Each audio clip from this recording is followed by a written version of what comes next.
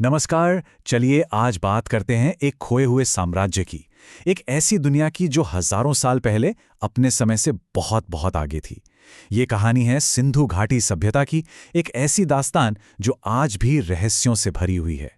एक मिनट के लिए सोचिए, क्या हो अगर दुनिया की सबसे महान, सबसे पुरानी सभ्यताओं में से एक अचानक बस गायब हो जाए? यही वो सवाल है, वो रहस्य है जो सिंधु घाटी सभ्यता को इतना फैसिनेट करता है।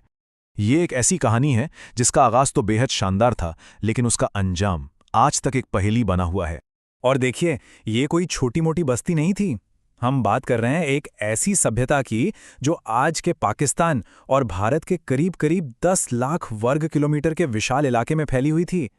मतलब उस जमाने में ये मिस्र और मेसोपोटामिया जैसी बड़ी सभ्यताओं के बराबर खड़ी थी। दुनिया की एक सुपर पावर। हैरानी की बात यह है कि सदियों तक यह सभ्यता इतिहास के पन्नों में कहीं गुम हो गई थी। फिर धीरे धीरे इसके राज खुलने लगे। पहली झलक मिली 1826 में, पर दुनिया को इसकी असली भव्यता का एहसास तो 1921 में हुआ, जब खुदाई शुरू हुई और जमीन के नीचे से एक के बाद एक पूरे के पूरे शहर निकलने लगे। तो चलिए सबसे पहले इनके शहरों में चलते हैं। यही तो इनकी इंजीनियरिंग और प्लानिंग की अद्भुत काबिलियत का सबसे बड़ा सबूत है। इनके ज्यादातर शहरों का डिजाइन आप कह सकते हैं एक जैसा था। शहर को दो हिस्सों में बांटा गया था। पश्चिम में एक ऊंचा टीला, जिसे गढ़ या सिटाडेल कहते हैं, शायद यहां शहर के खास लोग, शासक वर्ग रहता होगा। और फिर पूर्व की तरफ था निचला शहर, जहां आम जनता रहती थी। ये बंटवारा ही बताता है कि उनका समाज कितना व्यवस्थित और वेल प्लान्ड था। और कमाल की बात यह है ना कि हर शहर की अपनी एक खासियत थी। जैसे मोहनजोदाड़ो, वो मशहूर था अपने ग्रेट बाथ के लिए, एक विशाल स्नानागार। हड़प्पा में मिले हैं बड़े बड़े ग्रैनरीज, यानी अन्न के भंडार। धोलावीरा में तो पानी बचाने का एक लाजवाब सिस्टम था। और लोथल, वो तो था उनका सबसे बड़ा बंदरगाह, जहां से समुद्री व्यापार होता था। इनकी जो अर्बन प्लानिंग थी वो तो आज भी हैरान कर देती है। सड़कें एकदम सीधी, एक दूसरे को 90 डिग्री पर काटती हुई, जिसे हम ग्रिड पैटर्न कहते हैं। और सुनिए, उन्होंने दुनिया का पहला शहरी सैनिटेशन सिस्टम बनाया था। मतलब सोचिए, आज से हजारों साल पहले हर घर में अपना प्राइवेट बाथरूम और कुआं था। कमाल है ना? ये लोग कितने एडवांस थे, इसका एक और सबूत चाहिए तो इनकी ईंटों को देखिए।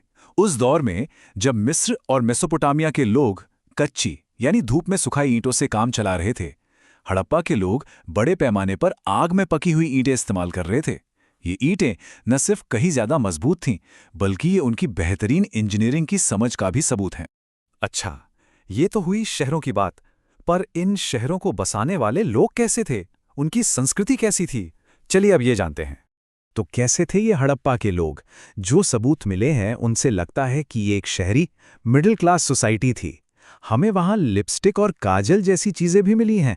और यहाँ के मर्द और औरतें दोनों ही गहनों के बड़े शौकीन थे।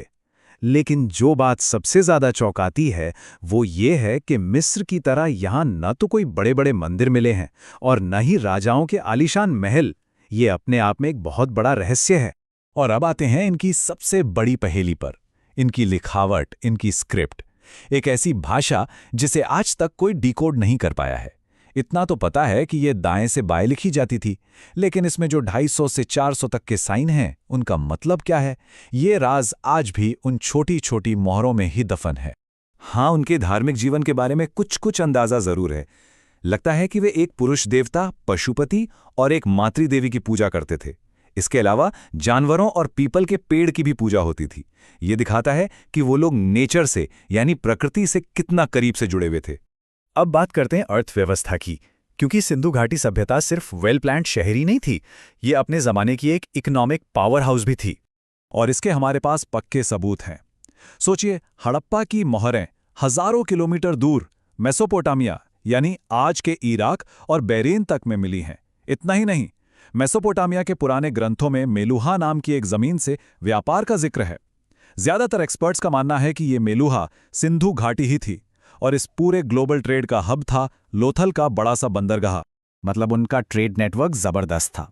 सोना आता था अफगानिस्तान और साउथ इंडिया से, तांबा राजस्थान और ओमान से, और लैपिस लजूली जैसे कीमती पत्थर तो दूर अफगानिस्तान से इंपोर्ट किए जाते थे। लेकिन सवाल ये है कि इतने बड़े ट्रेड को मैनेज कैसे करते थे? जवाब है स्टैंडर्डाइजेशन। उन्होंने वजन तौलने का एक स्टैंडर्ड सिस्टम बना रखा था जो 16 के रेशियो पर आधारित था। इसी सिस्टम की वजह से पूरे साम्राज्य में बिजनेस करना आसान और फेयर था। तो हमने उनके शहर देखे, उनकी संस्कृति को समझा, उनका व्यापार देखा। अब आते हैं उस आखिरी और सबसे बड़े सवाल पर। इतनी एडवांस सभ्यता आखिर खत्म कैसे हो गई? तो आखिर हुआ क्या हड़प्पा के लोगों का?